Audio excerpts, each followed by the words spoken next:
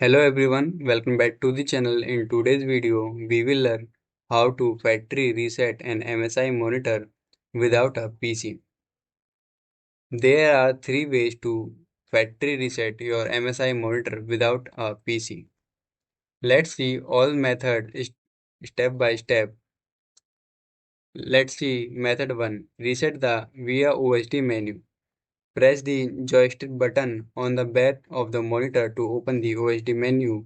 Move up, down, left, right to and scroll down and select Restore the factory default.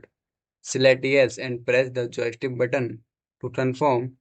The monitor will reset and restart with default setting. Move on the next point, power cycle reset.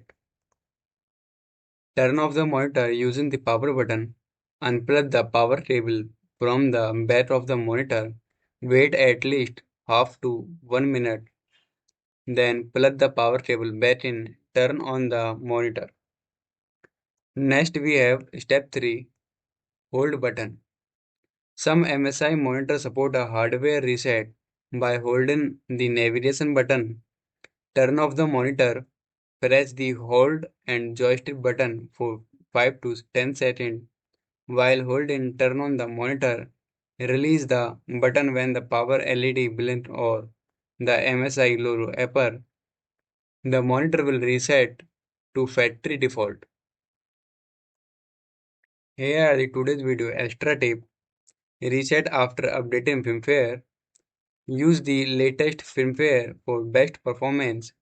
If the issue persists, try a full power drain. Here are the issue and what to do when issue appears. OSD menu not opening, press the joystick button once to activate the menu. No store option is menu, check under setting, then system. Monitor not turning on, then check power, cable and outlet. Setting still not reset, try method 2. Here are the buttons and command right. And if your error and problem not solved, you can also simply go to their official website for more MSI customer support and help. I hope this video was helpful. Thanks for watching and I will see you in the next video.